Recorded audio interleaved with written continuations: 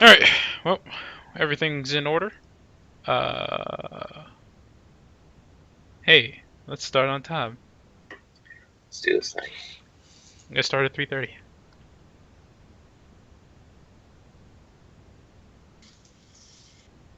Everyone take a deep breath and hold it.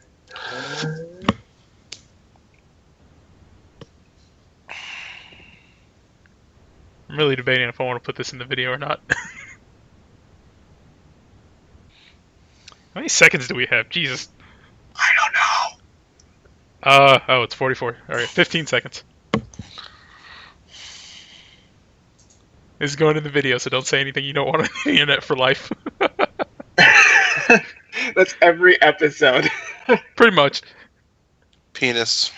Hey, what's going on? We're starting the podcast right now, and that's going to be in the video.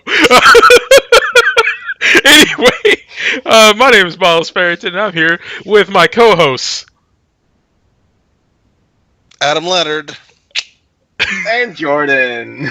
We're going to run drills after this. But anyway, hey, this is the MONG podcast. This is episode 133. As per usual, we're here to bring you the news about all the video games you love and enjoy, and etc., and some crazy Hideo Kojima stuff as per usual. Maybe. Never mind. That's not what we're doing. I just read the thing. Anyway, this is Big Boy Toys. That's the name of this episode. And yeah, it's kind of a creepy name now that I realize it, and I gave it that name, so I regret everything right now. Beyond that, hey, yeah, so, the site, Middle of Nowhere Gaming. What's going on there, Jordan? Anything of notable repute? There are notable, reputable things. Hey! After I scroll. Scroll. Oh. I know there's more down here. This is great Something. podcast content. I know. Scroll. Okay, so we've got Chris Cobb's The Endless Possibilities of Stranger Things video game. Have you guys watched Stranger Things? I have. Not yet. I am 2 episodes in and likely going to be watching more today. Really interesting show. And this editorial is basically Chris's, spiff on, I don't know, just a bunch of different game possibilities that there could be with the series. Okay. Then we've got the Hitman Summer Bonus Episode Review by Riley Berry. Check that out.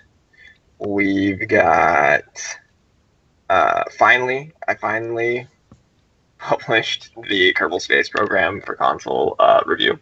It took me a while, but it's there. It wasn't good.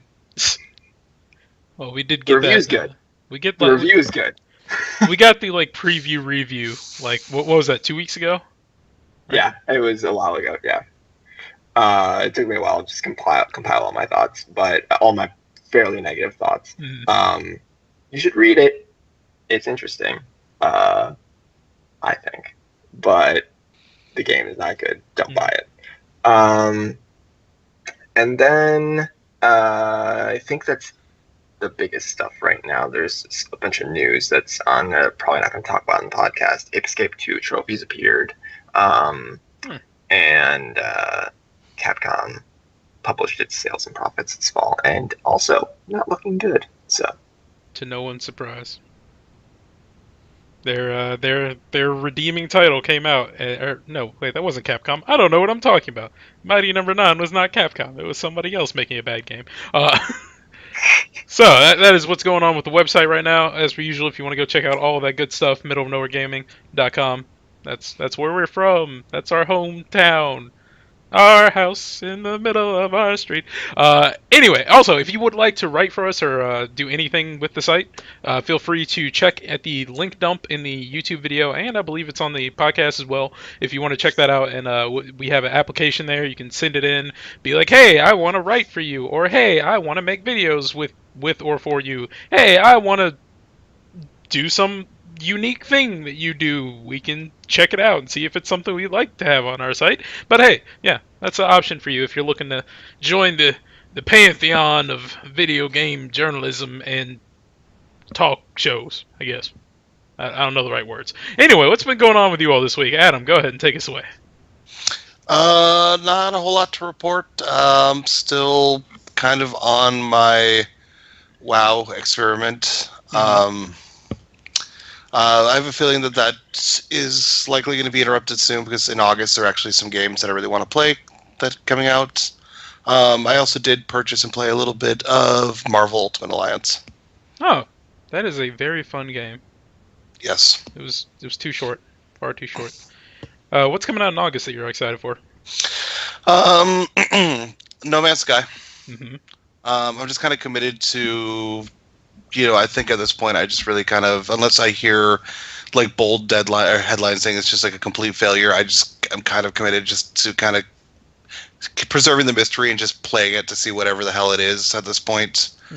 And then the new Deus Ex comes out in August, and I'm actually kind of excited for that. That's good. That's good. At least one of those games is going to be good. Yes, I think between the two That's of them. not guaranteed at all. It's not. It's really not. Hopefully, at least one of them will be good. Hopefully, both of them will be good. Hey, the last Deus Ex was good, so I've got reason to hold hope. I thought it was okay at best.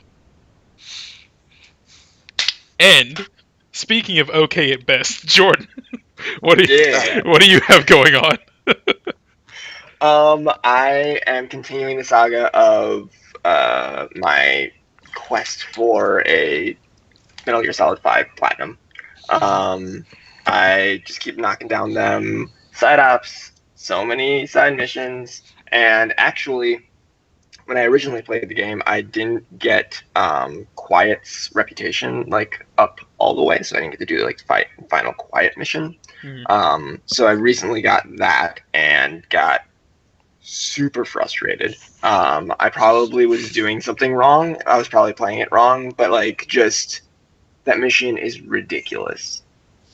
I got so mad, like shaking controller mad, and like I really didn't even get that bad when I was playing Bloodborne. So like that's how frustrating it was. So I had that experience. Yeah, go ahead. What about the mission is frustrating? I'm not familiar with it because there's these sure there are these tanks that show up that like basically have a one-shot kill on you, and they shoot their cannons like with sniper rifle precision. Oh, yeah, I can see that being annoying. Yeah, and you have to like shoot 5 rockets at them in order to blow them up.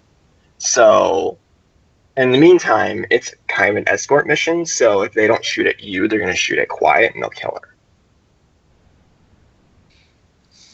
Well, it's annoying. That sounds awful. That wasn't fun.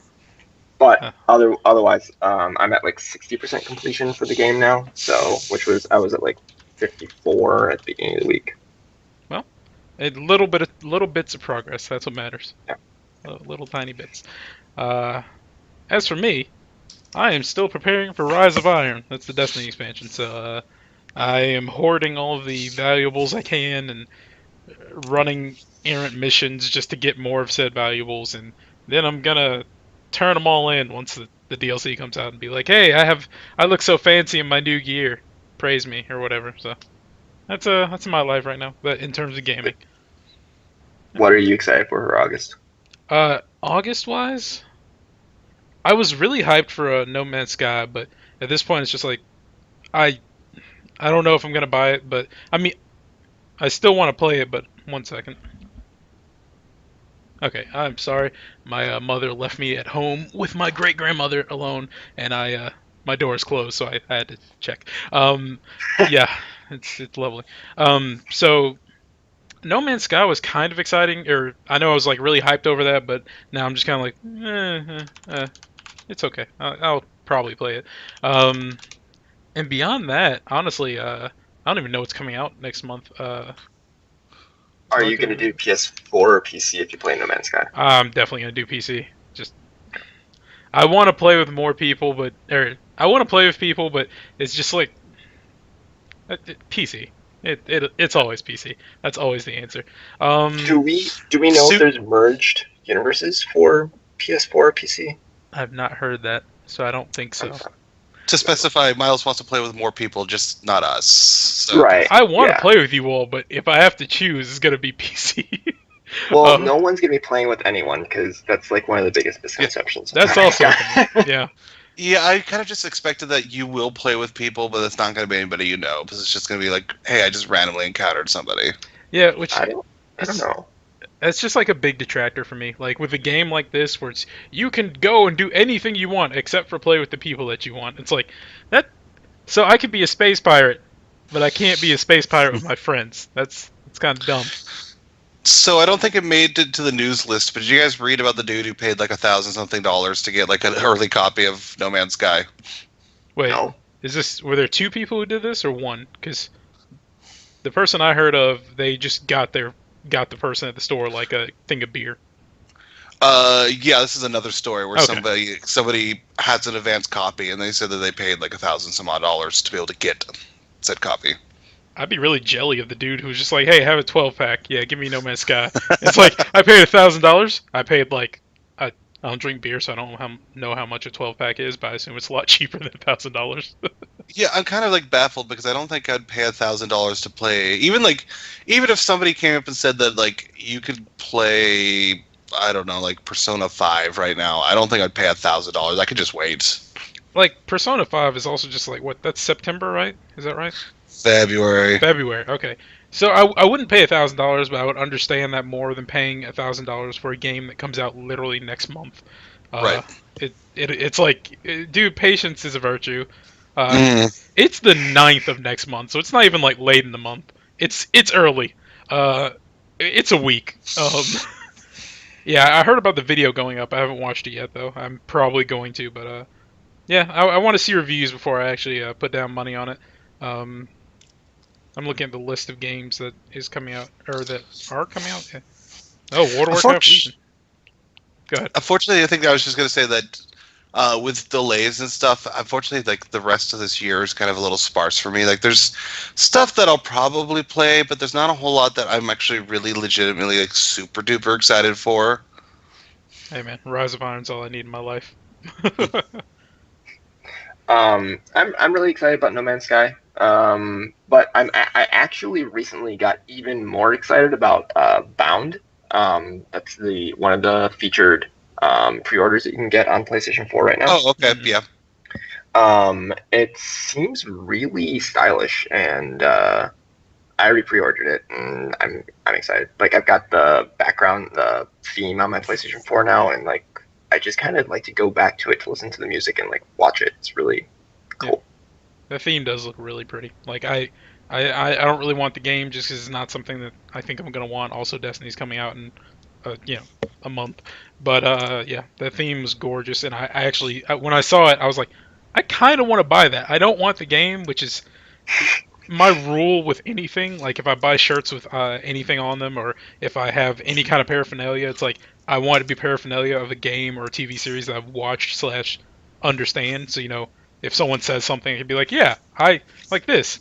Someone's like, what is that? It's like, that's a Magic the Gathering card. That's Elish Norn. I know that because I actually play the game. So yeah, I don't want to be like a tool essentially. But Sure. yeah, I was legit like, that's a really nice theme, and it'd probably be better than my Rise of Iron theme. So, but yeah, On the topic of merged universes, though, apparently the most recent thing that I can find is like from 5 months ago, and Sean Murray was not clear about this being a cross-platform game. So it's actually still unknown. It seems from what I'm able to tell. well, if it comes out and they're like, hey, you can play with, well, it's also just like I feel like why would they bother to make it cross-platform if you can't even pair up with people Because it's like I don't know. It's just like a bunch of weird to me. Yeah, yeah. But anyway, speaking of a bunch of weird, uh, we're gonna go into that one part that I always forget to queue up because it's just something I always forget. But anyway, it's something called. The news from nowhere. There we go. Yes, I am gonna have to fight my hardest to not repeat what it is after he said it because it's just like I want to say it for Adam and Jordan, but I know I'm gonna do hand signals or something. Just anyway, yeah. The first story of the week is the day. Nintendo shares drop after some basic research that's regarding Pokemon Go and because of other things. because of things and other things. So yeah, so should I summarize this? This one's kind of short. I can read through this one.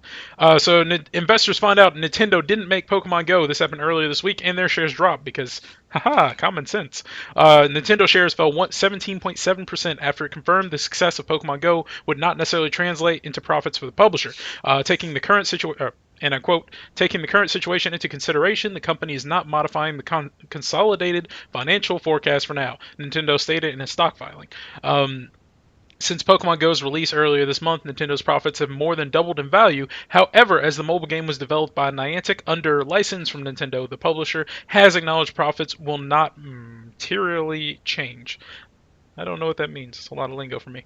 The filing also made reference to the Pokemon Go Plus device, which Nintendo says will be produced and distributed by the company and is scheduled for release, even though we learned that got delayed, just so everyone knows. Due to publish its first quarter results later this week, it is expected that Nintendo will not revise its earning forecast. And then, Pokemon Go, all that good stuff. And then something else happened where, loading up Windows, Nintendo reports $234 million loss on weak hardware sales, Wii U, and foreign exchange. Nintendo's fiscal year, that's a lot. But yeah, that happened. I'm just going to say that happened. So, this always comes up. Nintendo is like still in the, you want to be in the black, I believe, right? Yeah. They're still in the black just because they got a lot of money. But I don't know. Of course, to them, 234 million might not be that bad, but to little Joe Schmo over here, Myles Joe Schmo Farrington, I'm just like, that's a lot of money, Nintendo. Maybe you need to go ahead and start telling us what the NX is, so people will start trusting you again. Well, I think it kind of behooves us at this point too, because I didn't have this in my news setup, but like the Eurogamer article that came out this week on the NX, like that they were talking to, I think, some third-party developers, and got some information on the NX. So it's not official. They actually asked Nintendo for some sort of comment, and obviously they said, the usual, we will not confirm or deny or comment on speculation or rumor. But there's some actually really interesting things about it. I absolutely encourage, I'm not going to go through it, but I encourage anybody to go check out the Eurogamer article on this. Just kind of talking about how it will be a primarily handheld device. This is my story coming up. Oh, is it really? I didn't notice that. Yep. Oh, my bad. Well, okay, so let's just say, like, I feel confident in Nintendo's future. They aren't doing great right now because Wii U sucked. But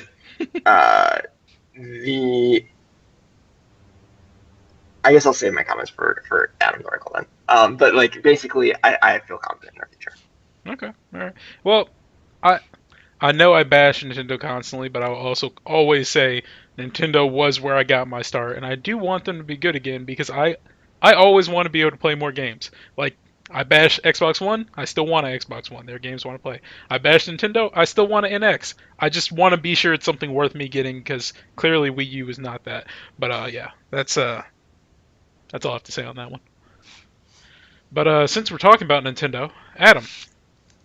Yeah, some rumored details have emerged about the NX. Details appear to have leaked about the upcoming Nintendo NX console, saying it is a high-powered handheld which can plug into a TV docking station, and it features 2 detachable controllers and will use cartridges and is less powerful than current-gen hardware.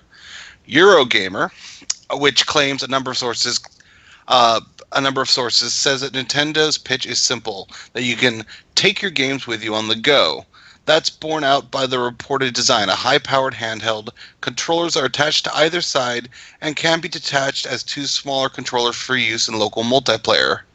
IGN has also verified that this information from a separate source. According to Eurogamer, the central processing will be handled in the handheld itself, with a TV docking station into which the console can be plugged, seemingly providing only an external display and not extra processing power. That's been rumored for some time. As such, this doesn't seem to be quite the hybrid consoles many expected, although Eurogamer does say that rumors of a return to cartridge-based physical games are true.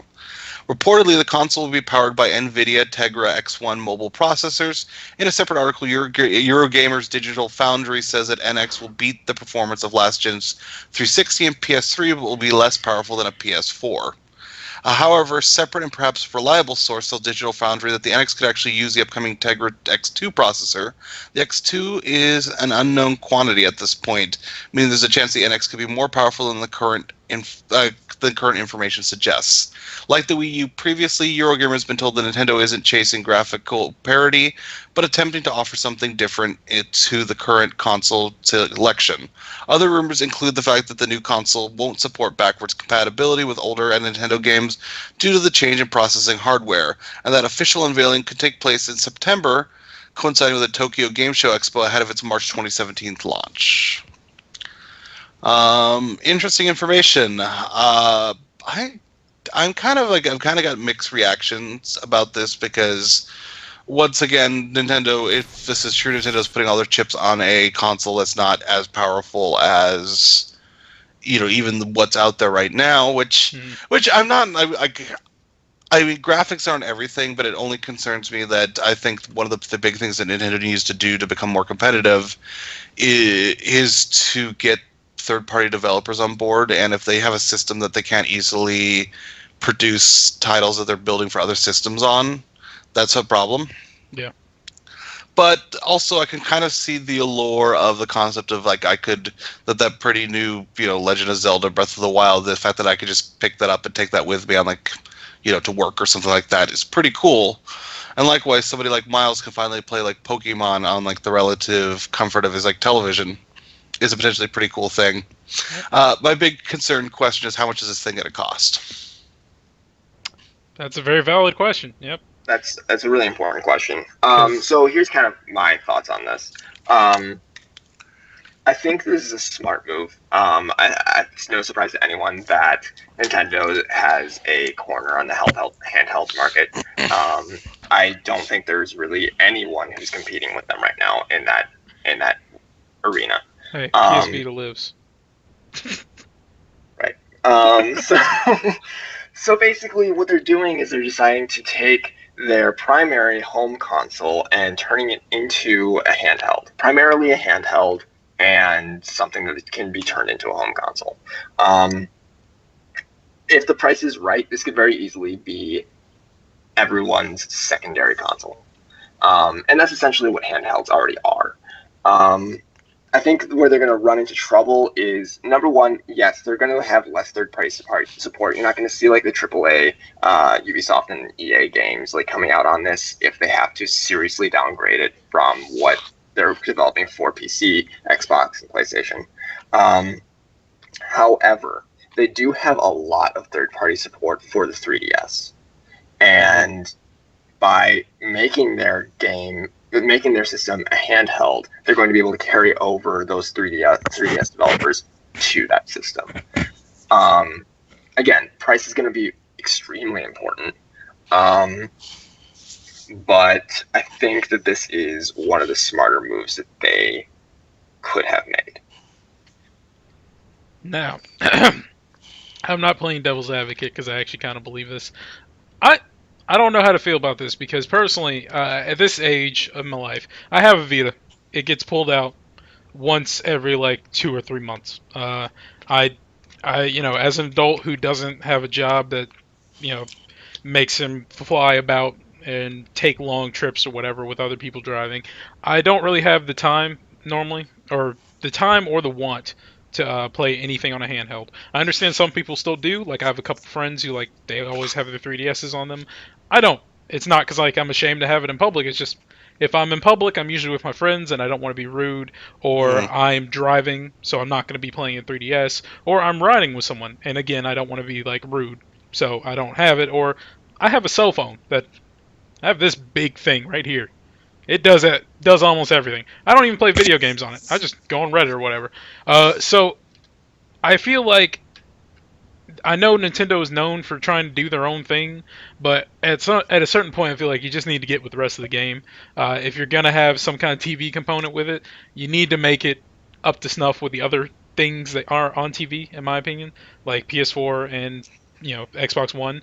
Hearing that it's like it won't or not theoretically, but rumors are it won't be as powerful as the current gen consoles. It's like, so why, why not?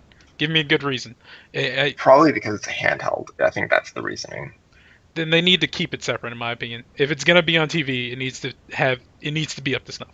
And if it's gonna be a handheld, then yeah, make it a handheld. Make it like better than the PS Vita, and you're good. Because PS Vita's, in my opinion, it's the better handheld because it looks better and it's much more comfortable to hold and everything. That's my opinion, of course. I know many people probably don't agree with me. Yes, this is a coaster. It's a Magic the Gathering drink coaster. I was thinking it was a GameCube game too. No, it's a little reversible coaster. But yeah, that's just my opinion on the NX right now. Like I said, I still have hope. I still have hope that they'll do something that'll make me be like, okay, yeah, that's worth it. But yeah, again, price is going to matter because if it's going to be weaker and then it's also a handheld that plays on TV, it's like, how do you price that? Because you can't make it.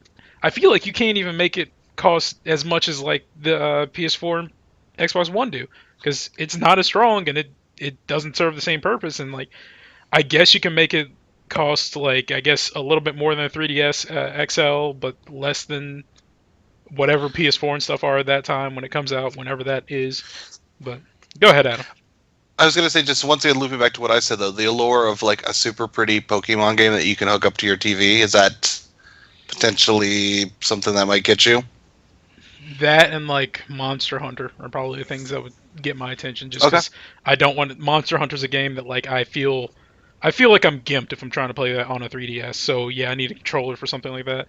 And Pokemon is just, like, that's my dream. I want to play that on this 50-inch TV I have sitting over here. So, well, and the thing is, you're pretty much guaranteed both those things at this point, Myles. Yeah, but those would be the things that make me happy. But I do still need a good price, and I can't. Like, I'm at the point in my life where, like, I used to buy a 3DS whenever a new Pokemon game could come out. I can't do that anymore. It's dumb. It's really dumb. I can't buy a system for 2 games. That's even though the only game I have on my PS4 is Destiny. But PlayStation Plus games. I have all those. So what do you think? Like, what do you think a fair / good price point for the NX would be? Like I said, we don't even have release date yet, do we? March. March? Yeah. Oh, is it March? Okay. So by March, let's see. How much is a PS4 right now? I think it's probably going for what, $300-400? 1 year ago, PS4 was okay. I feel like they're cheaper than that now. I feel like they went down. Let's check GameStop. GameStop's usually a good place to check. So a new PS4. Go ahead. I was just gonna say, I'm wondering if the lack in power is also to cut costs. If that were the thing, I would be accepting of it, I guess. So a new PS4, they're all the bundles ones, but it looks like generally a new PS4 with like one game is like $350. So I guess the PS4 on its own is like $330 maybe. I don't know. I don't know how much of a deal they're trying to give you.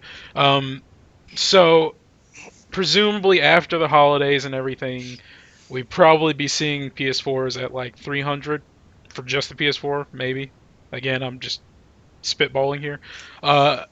And I would say like $250 would be the absolute most. And that's I know isn't that like how much a 3DS XL when it came out?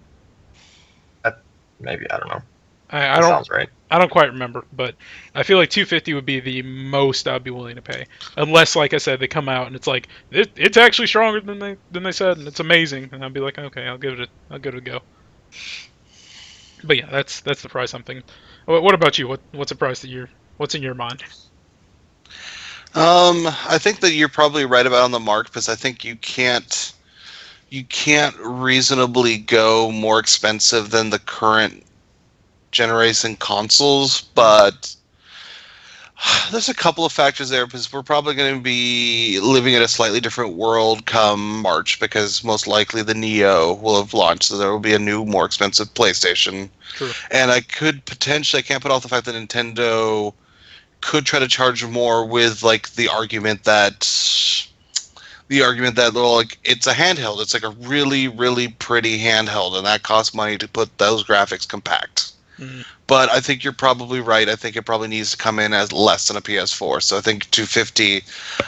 My gut tells me that's not what it's going to be. Probably not. I think it's going to be more than that. I would probably make a bet it'll be $100 more than that, 350. Ugh.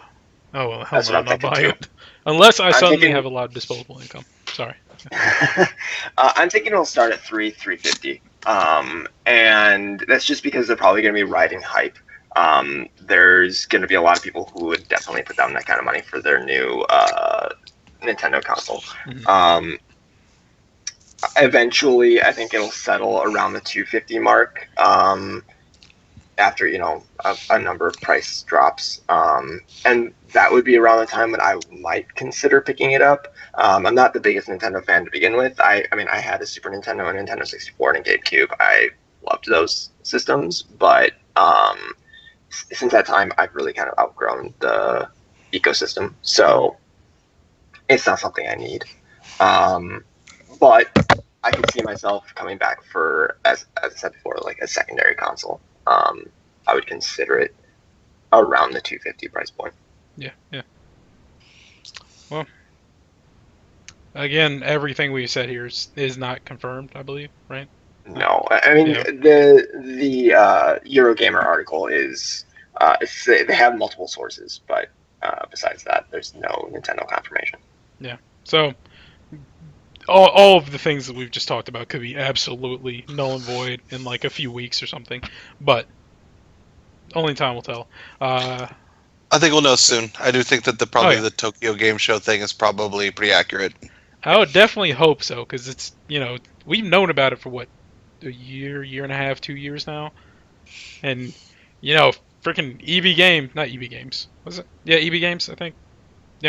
They started taking pre-orders when they first mentioned that it was a thing, and people have had those like $50 sitting on that thing for.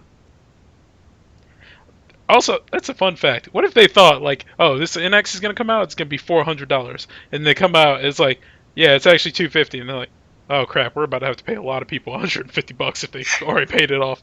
But yeah, speaking of paying money, because money is what makes the world go round.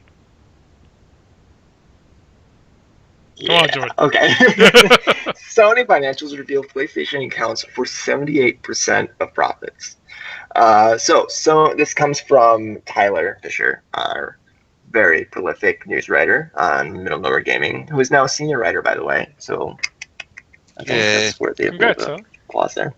Sony has divulged its financial results for the 3-month period spanning April 1st to June 30th.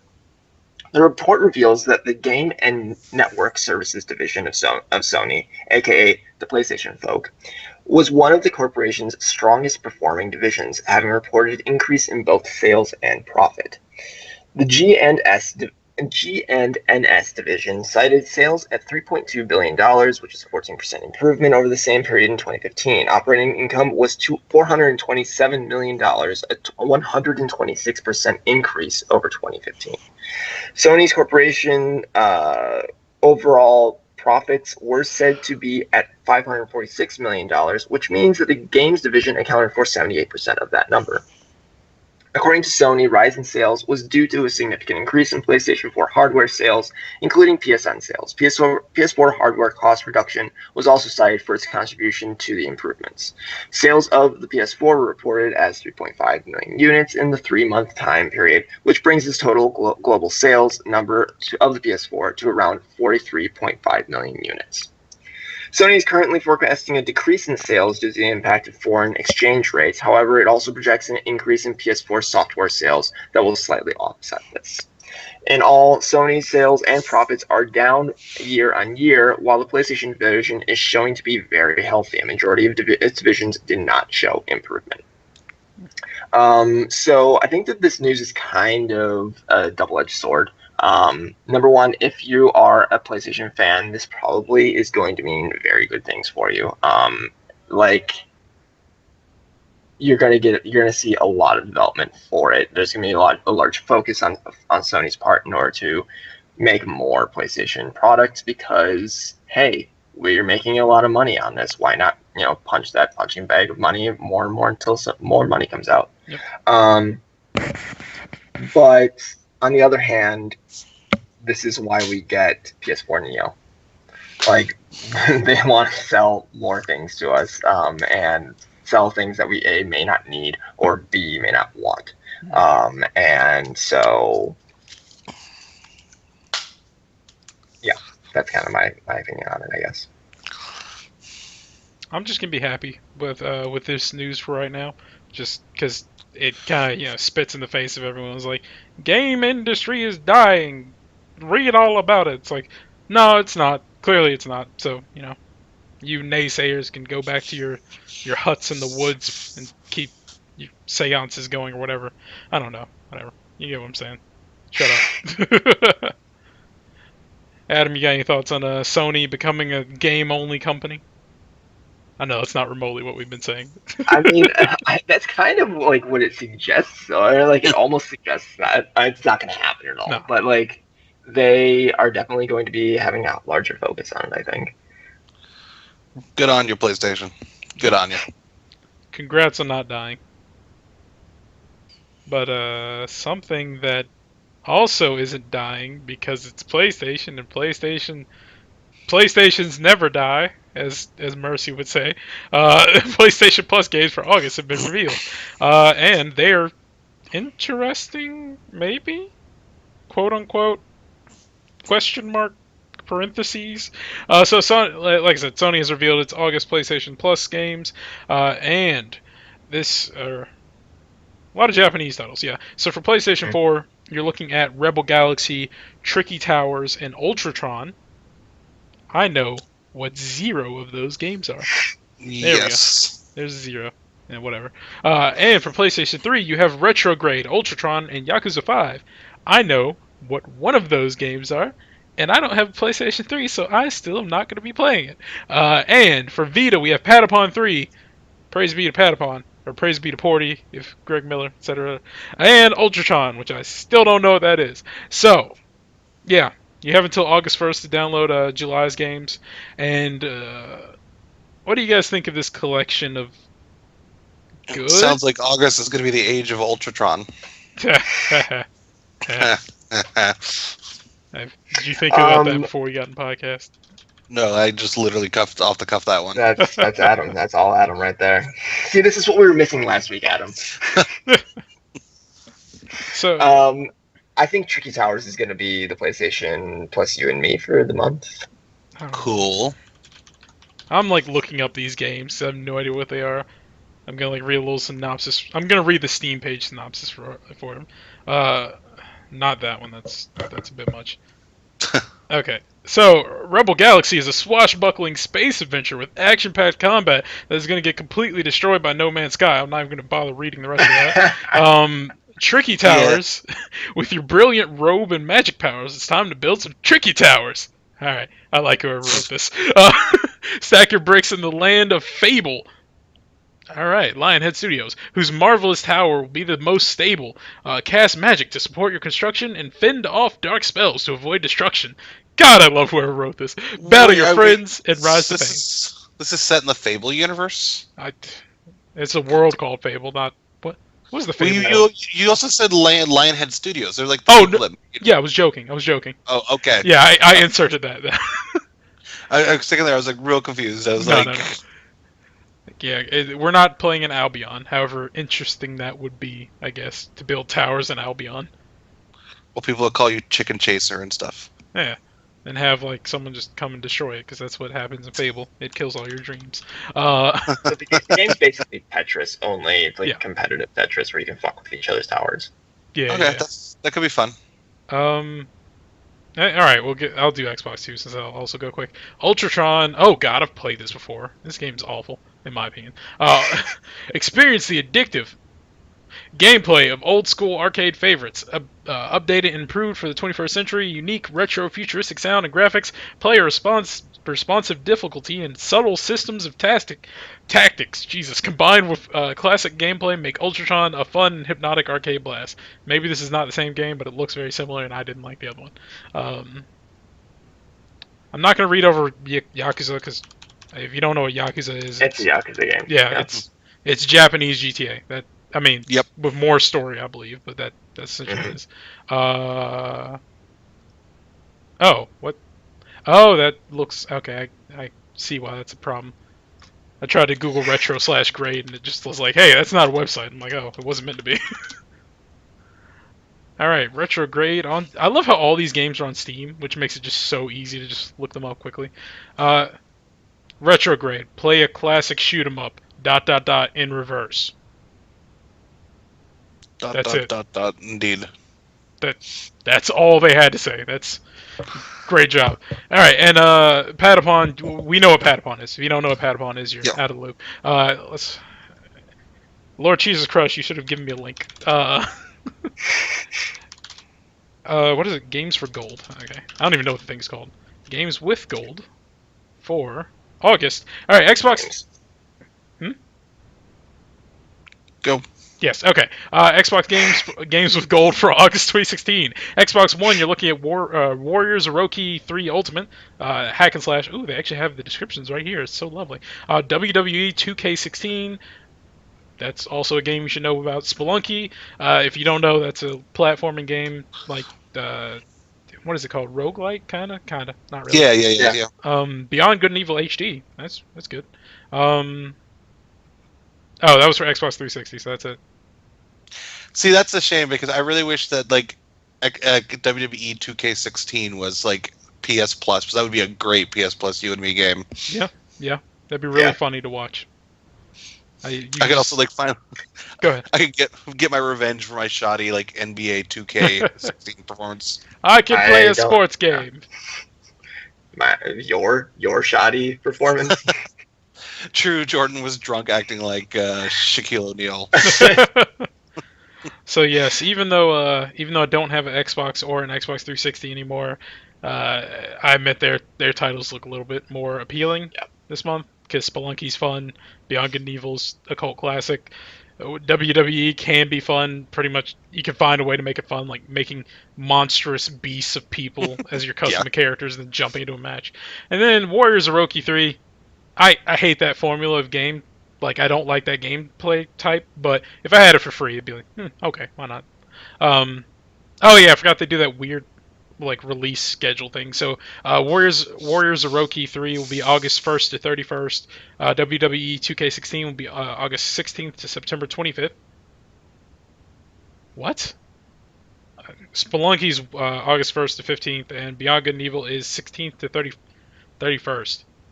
Is that a typo, the September 25th thing? I don't know. How does Games with Gold work? Where are you looking? Here. Yep.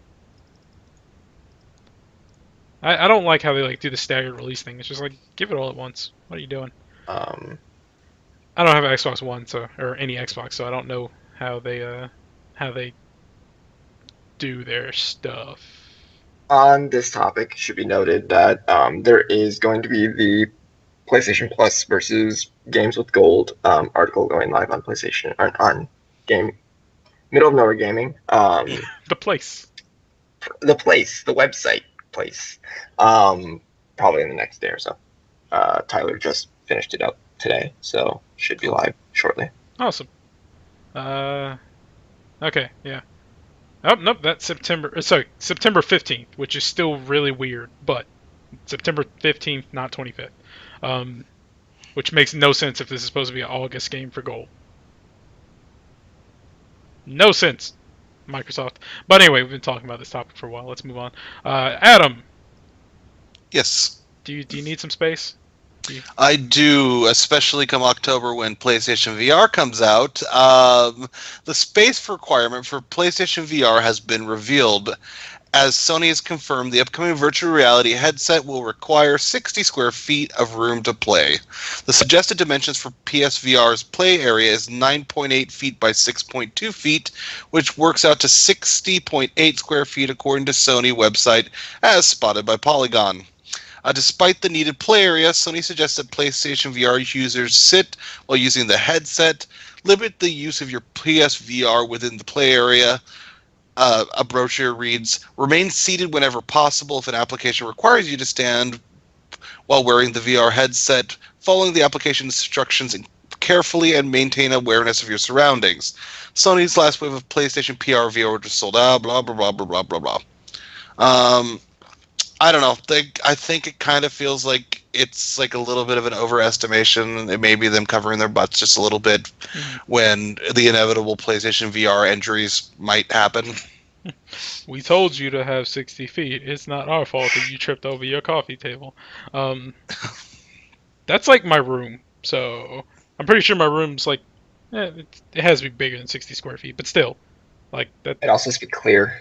Yeah, that's the thing. Like I've said this before. I literally have no place I could put VR if I had the money for it. I have no place to put VR. Like the room next to the mine is taking up. This is my room, and the other actual room is taken up, and there's like a living room which is taken up. So VR. I really hope for VR to be really good, and I hope a lot of people adopt it. It just won't be me, unfortunately, because I have no place to put it.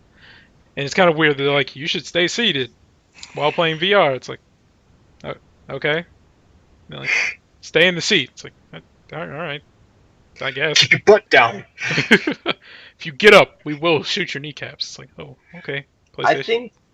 I think this is probably going to be one of those things where it's like the recommended settings are blah, and then like basically like with the same with the PlayStation camera, like it says it should be this far from your couch and be this far from the ground. Like if you don't have it that way, it just looks a little broken. Like when you're playing with little dudes, like they're not really actually on the ground. If there's like a couch too close to the television, they're just kind of like floating in the air. So it's probably not going to be that big of a deal. Hopefully. I also imagine like they're like, okay, you want to play this game seated, you want to stay in your chair as much as you can, you don't want to get up, you want to be a lazy little potato in the first game. It's like, all right, we need you to stand up and jump up and down and flail your arms wildly.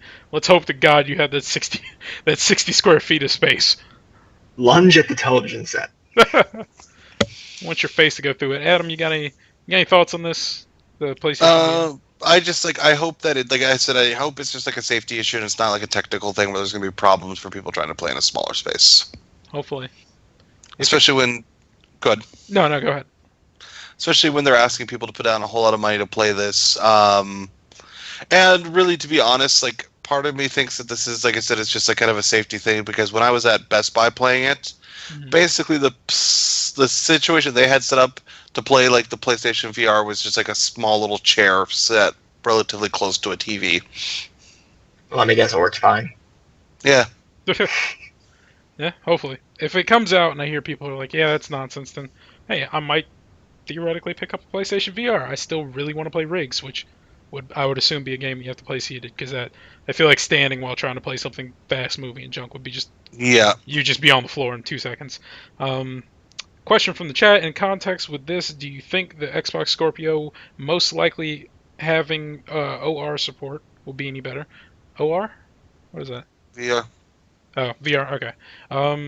Context with this, do you think the Xbox most likely having? I don't know, honestly. Yeah, it's hard to speculate on. I mean, it could have.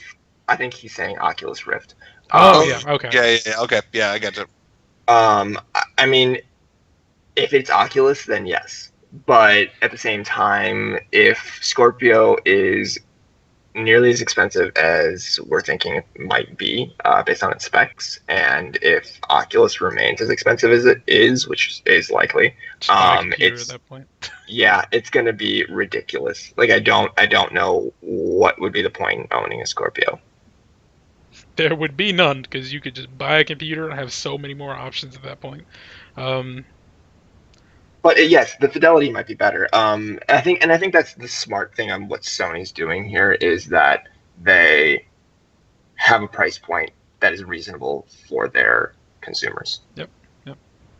Well, you know what else has a price point that's reasonable for their consumers? Maybe. Probably not if these are what I think they are. Jordan, stop laughing. Go. All right, so the Good Smile Company is revealing Twilight Princess action figures and teases Bloodborne figures, which is actually the part that I really am interested in, but we'll continue. The Good the Smile Company's line of highly detailed, incredibly posable Figma collectibles just got a little bit bigger, says Chris Cobb from Middle of Nowhere Gaming. Chris, the Corn Man Cobb, There we go. says, as attendees of the 2016 Summer Wonder Festival discovered, the Good Smile Company revealed some impressive new 5-inch to 6-inch action figures based on character designs from The Legend of Zelda Twilight Princess. First up, Link, shown fully painted to preview how the final product may look upon release. It's on the Middle of Nowhere Gaming website. You should check it out. He comes up complete with his Hylian shield, iconic Master Sword, and intricate scabbard. Next, we see an unpainted prototype of Princess Zelda. While she may only have a single accessory, a sword, Zelda does boast some great sculpted details all across her regal dress. And as an added tease, a small card spotted near the Figma display revealed a pending announcement regarding Bloodborne. And Adam and Jordan go wild. Yay. Considering the game's beautifully dark gothic art style and impressive collection of monsters, it should make for a great line of collectibles. Exact pricing and release windows for these items have yet to be revealed, but we will continue to keep an eye out for further information. So I like Zelda, I like Twilight Princess. I think that those are kind of cool, but really, my money would go towards the Bloodborne possibility. Yep. And I'm really hoping they're not like realistic ones. I want like chibi ones. I want like little baby Bloodborne hunters. Like I think that'd be amazing. That'd be cool, but I'll tell you what I want. Did you guys have like Star Wars toys when you were a kid? Mm-hmm. No, I had Jurassic Park toys, but go on. Okay, I was gonna say, do any of you guys visualize or remember like the kind of biggish Rancor pit monster and action figure? Never It's like a pretty beefy thing. I want that, but like cleric beast. I want like a big old cleric beast. I want some like big old monster like toys. That's pretty cool. That'd be cool. Personally, of course, like any kid, I used to have action figures and all that.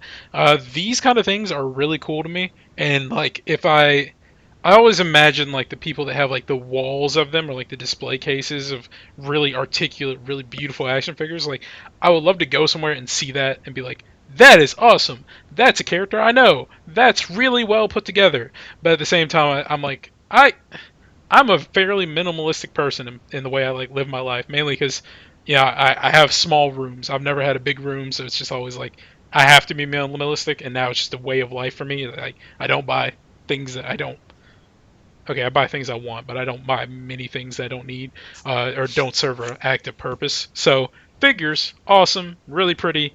These look really cool. I can't wait to see what freakish monster they bring out of Bloodborne into articulate detail. But not for me. Only problem is I'm sure they're going to be as expensive as shit. Yep. Yeah. Yep. Like those. See, that's the other thing. Like these things are going to be really expensive, but like if you got the small ones, which are the ones that I want, which Lord Jesus Christ has informed me are called Nendroids, they would be considerably less expensive. Hopefully. The ones that I've seen, like not Bloodborne, but like other things, like they're around like $30-$40. That's a lot of money for a figure, in my opinion. Okay. I mean, as opposed to like probably like 150 to 200 for these Zelda figures. You're not wrong, but it's like I see you're trying to say that the Nendroids like this and those ones like this. To me, they're both just kind of like that's a lot of money for what you're getting. But again, opinion. But yeah, they look cool. If you buy them and I ever have a reason to come to your house, I'll look at them. There you go. Anything else to say about the Nendroids and I guess are the big ones just called figurines? Gotcha. We need like a winter lantern figure. Winter that actually drives you a little insane every time you look at it. Oh, this is Bloodborne. There needs to be like a little button you could press and it does this little song thing. No, that's Zelda, isn't it? What? Wait, what are you talking about? I'm talking about like the thing with eyes. From like Bloodborne, the thing that literally like. Oh yeah, it is Blood. Yeah, yep. I have no idea what either of you are talking about, but it's Bloodborne. We talked about it before. It's like the monster that's wearing like the doll's dress and is like has a head full of eyes and like literally just kills you by looking at it. Myles, you posted about it one time. Did I? Yeah, like in a Twitch chat. Yeah, you're like, this is super interesting. It was like it looks like the doll, but like it isn't because it has a bunch of eyes for a brain. clearly I need to look this up because I don't remember this at all. But yeah, it would like sing at you and stuff, and you'd go. That would be cool. No, that would be a cool one. I feel like this is something I remember, but or maybe I'll just try my best not to. I don't know. It is. Oh, okay. I remember this picture. Okay, I remember this picture right here. Okay, yeah, Cthulhu and Cthulhu's Nightmare. That's what that is. There you go. So, That's what that is. what is it? That's a lot of bullshit, is what that thing is. That's a lot of monsters in Bloodborne, ain't it? Yeah, that's I true. hate those things so much.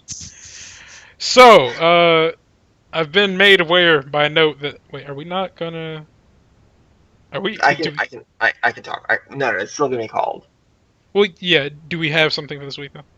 Yeah. Okay, I didn't actually. I said I was reading it and didn't actually read it. I read enough to know that it wasn't going to be a Hideo Kojima quote.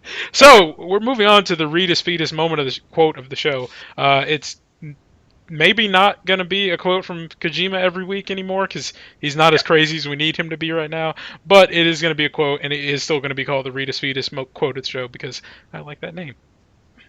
That's a good one. Yeah, no, I figured that we had there's still some good Hideo Kojima quotes out there, and I don't want to use them all up, and especially when he's not like super notable in the news right now. So instead, we're gonna pivot to another notable figure that I really appreciate. I hold his series near and dear to my heart as well. Although he's not working on it anymore, sadly. But David Gator, who did the Dragon Age series and actually wrote Origins. Okay. This is specific to Dragon Age Origins, actually, but it has more far-reaching implications, so we can kind of talk about that. The quote goes, "The most important thing for me when I wrote Origins was that, at the end, even if Morrigan loved the player, she had this thing that she believed in. That was so important that she would do it regardless of the player. And I think that a lot of players expected that she would bend herself to do whatever they wanted because they've done the romance, gotten her approval up, and of course she would just sort of follow their destiny. But Morrigan has her own destiny." And I think it's really interesting, especially for a lot of people who want their games to cater to them, to like have, especially RPGs, especially games like Dragon Age, like an ending that's different, something that's unique to their story. It's also important that there are characters that have their own goals and their own drives and their own things that are going to end in a very specific way because that's what they want. Yep. I can't make fun of this quote because it's actually just a good insightful quote. Yeah. Morgan is a strong female character in a video game. Anyone who says there aren't any, that's an example of one. Yeah. And if you don't like Morgan, go away. It's also kind of a good life lesson. Just because you do all the things you think you're supposed to do, that doesn't automatically mean you get the girl. Yep. I don't remember what I did. I know I romanced Morgan in that game, but I don't remember what ending I chose. I'm pretty sure my character died. I think I did that ending. So, hey! Yeah, no, I mean, spoilers for Dragon Age Origins, but it's been out forever, so deal with it. But the option at the end is that either she's going to do like this thing called the Dark Ritual, which will like save your character, but it's a dark ritual. Sacrifices a baby too, right? Well, no, it like potentially, maybe. But like basically, it's gonna put this demon soul into Morrigan's womb, and that has its own like dark implications, I guess. Yeah. But no, it's just kind of. She is such a character with agency, and that's clear from the very beginning when you meet her in the game. But it's just really refreshing to see that she doesn't change depending on what you do and how you feel that you've molded her character over the course of the game. Yep. Like she's gonna do that dark ritual. She's gonna try to do it regardless of what you would decide to do. Unless you kill her and push her through the Enchiridion or whatever the mirror thing's called. We're not going to go into details on that, though. Yeah, Luvian. Mainly because I didn't actually play that DLC. I just know about that. So, a thought from nowhere. If you've been listening to one podcast, you know what that is. Anyway, our thought from nowhere this week comes from the one and only Chris the Cornman Cobb, because I think his ideas are the only ones we have left. So what franchise would make you pick up a Toys to Life video game or sequel? What franchise will make you pick up a Toys to Life sequel / spinoff if you haven't played one already? Toys to Life being stuff like Disney Infinity, Lego Dimensions. Would Skylanders count? Yeah. Okay, Skylanders, all that junk where you have toys and you play with the toys on the thing and it goes into the video game. Me right now, at my point in life, as I am right now, right here, no, nothing. Because I'm not willing to shell out that kind of money for games when I could just play a game that has everything in it already. I think it's a really interesting idea. I also, again, it's like that minimalist lifestyle where, like, I don't have any place to put those. What am I going to do with them after I've scanned them in or whatever? Nothing. I'm going to sit here and they're going to sit on my counter and stare at me and be like, you wasted $8 on me and you're disappointed with yourself now. I'll be like, that's accurate. Thanks, little figure, for making me feel bad. So yeah, nothing. It's not a thing I'm into. Adam? I am kind of actually I'm kind of in the same stream as Myles, really, simply because, I am, like, the whole collectible thing doesn't really grab me that much. And the problem is really these toys to games don't tend to be fairly deep games, and so they don't really hold any attention for me. Though it's a note that, I should note that the thing that did occur to me when I'm thinking about this, it's kind of really insane that Nintendo hasn't developed some kind of, like, central core game to be used for all of their amiibos, but I think that would draw a lot more people in. Probably. Yeah, I agree. I mean, I again, I'm gonna just kind of echo what you guys are saying to a certain degree, but, like, I don't have the money or the space or really the desire to, like, start collecting anything that would, like that. And I don't really play the games that would be catering to that crowd, I guess. But I do have to say that Lego has interested me. I've always been a Lego fan, and I think that what they do very well, even though I don't buy it. I also think that a good franchise that hasn't been utilized, but probably could be very easily, especially since the company that owns it can do anything with it, especially, and they also are in these fields. Pokemon. Like, why aren't there a shitload of Pokemon amiibo, and why isn't there a game that just, like, has them all? Like, you would be collecting them all. That's a lot of Pokemon. That's a lot of Pokemon, but there are people out there who would do it. And there are people out there who would just buy, like, a couple of them and just, like, use the special whatever in the game. I don't know. I mean, that might be something that happens with NX. Who knows what NX's amiibo capabilities are going to be? I'm assuming probably present. But I don't know. I recently bought a figure that, was something that I was really wanting for a while, and is from an anime that I love. But I really don't have a desire to, like, buy more of them. And it's something that's going to sit on my desk and make me happy at work, because work sucks. Yeah.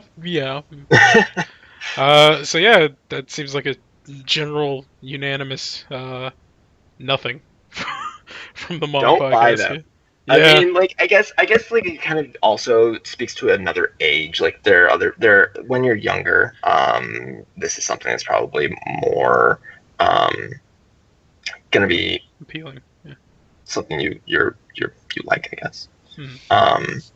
Lord Jesus Christ asked what figure I got. I got Homura from Akemi Homura from Madoka Magica. She's got a bazooka and she's amazing. Well, there you go, magical girl with a bazooka. So, frickin' games to life toys are a racket. Don't fall into it. It's a creation of modern man to make money. It's like Valentine's Day, or not Valentine's Day, Mother's Day. Which one was it? You think it? No, Valentine's Day. Valentine's Day. Okay, yeah, Valentine's Day. Don't get your loved ones things on Valentine's Day. Buy them amiibos. They'll love it. I also don't think that there's going to be a whole lot of companies that are going to be investing in this because it is a large upfront cost in order to get these sort of things like started. Yeah. So pretty much what we have now, like Skylanders and Lego and Disney Infinity's done now, right? Yep. They just like tucked up on that. Yeah. So basically, Skylanders and Lego are going to be what we're going to be stuck with for a while, and it seems like Lego's scooping up all of the existing IP. So. Yeah. It's something that like I feel like if a company wasn't in it already, or they're not going to be, because the moment's kind of passed. Skylanders, hit it hard when they came out, and everyone's like, "Oh my God, this is amazing!" Well, not everyone, the kids, especially since they did it around Christmas. Because I was working at GameStop back then. I loved when people were like, "Hey, do you have Mr. Hammer Fist McPunchy?" And I'm like, "I don't know what that is." And they're like, "It's a cloud flyer lander." I'm like, I don't know what that is either, and I just got a lot of questions. I'm like, that's where we have the toys. If it's over there, we have it. If not, we legit probably don't. I don't know. I'm not gonna go look for it. I imagine like Myles must have been like the crustiest like GameStop employee. No, I have some stories. I accidentally kicked a kid one time. His parents brought him in, and he had like melted chocolate all over his hands, and he had been like running around touching everything. I didn't notice it until he came up and like grabbed my pant leg, and he pulled at me. I'm like, "Oh, what's up, little boy?" Oh my God! I like shook him to get his hand off, and just kind of like caught him. It was just like, oh no! And no one figured it out. That's probably for the best. But yeah, that was that, and I was told one night to take trade-ins for the rest of the night with extreme prejudice. And that was funny. And one time I sprayed out an Xbox 360 and a cockroach came flying out. So I was like, "We're not taking this." But yeah, that's my time at GameStop in a nutshell. Awful. Cockroaches and kids. Cockroaches and awful kids. Yeah. Not really. No, there's not really much of a difference between the two. Not really. Not until they get to not until they're like adults. Can you say that they're not cockroaches? If it's dark, you turn the light on, they go scattering because they were probably doing something bad. So, moving on to our closing segment. Our schedule is to record on Sunday afternoons, and usually, if you're looking for it on YouTube or if you're looking for it on podcast services, it'll probably be up about an hour later after I edit everything. You can email us your ideas for the Thought from Nowhere, or if you have questions, or if you just want to say, "Hey guys, we really appreciate you," which we would really appreciate. That's nice of you. You can email us at contact.mong@gmail.com. You can find our Mong Twitter account, where everything goes up. If there's a story that goes up on the website, if we go live on Twitch, whatever, that's where you can find that. It's mong.com. The dot is spelled out. If you want to find us on YouTube, it's Mong Network. That's where all the podcasts go, like Middle of Nowhere Gaming Podcast, as well as Friendly Neighborhood Fanboys. If you want to find our Let's Plays, assuming we have some, like that stuff like PlayStation Plus You and Me, and just I know Charlie Let's Plays every now and then. He does speed runs and such. That's Middle of Nowhere Gaming Plays on YouTube. Twitch channel is, of course, where you should be when we're live with the podcast, or if anyone else is streaming, just to support them, it's Mong Plays. We appreciate you if you give us a follow, or if you just want to check us out when we're live and doing something or another. You can find us on Facebook, Tumblr, and Instagram. Look up Middle of Nowhere Gaming. I don't know how active we are on Instagram or Tumblr. Do you have any idea? Tumblr, we post all our stories go there. Oh, okay. I did not actually know that. What about Instagram? Instagram, I'm working on. Hey. What about our grinder? How's that going? Let's not talk about that. It's gonna roll slow. No one wants to date this. I was gonna move my mouse over him, but I realized no one can see that. No one wants to date that face down there. He's got like misshapen eyes and an antenna coming out of his head. No one wants to look at that. So you can also find us on Facebook, Tumblr. I already said that. I went up a line instead of down. Check out our website, which of course middleofnowheregaming.com. Like I said, that's where everything is. If you want to just follow the hub of Middle of Nowhere Gaming, that's it. If you want to be awesome and help us keep the lights on, we do have a Patreon. Look up Middle of Nowhere Gaming on there. If you can support us in any way, we'd be very appreciative, whether it's $1 or if you want to give us like $1 million, that'd be awesome. But if you cannot support us, we also appreciate anything you do for us, whether it's reading our content, checking out the website, or watching our videos, listening to our podcasts. We appreciate everyone, regardless of what you do. So, as long as you're not a dick. Don't be a dick and we appreciate you. Beyond that, if you want to find us, this cast specifically on Twitter, I am Furious Milk. Adam is... Fanboy_Adam. And Jordan is... JL_Fleur. Yep. And if you don't know how to spell any of that or something, you can check out the video. It has it. Our tags are in the bottom. They're in the corner. If you watch the video, you'll quickly figure out which one's our tag and which one's our name. So, beyond that, gentlemen, it's been fun. This has been episode 133, Big Boy Toys. I may very well change that name because I don't like it the more I say it. So, everyone have a wonderful week. Ropes and sticks? Ropes and sticks. Ropes and sticks. Big Boy Toys. Okay, let's leave on that then. Let's go ahead. Y'all have a lovely night. Goodbye.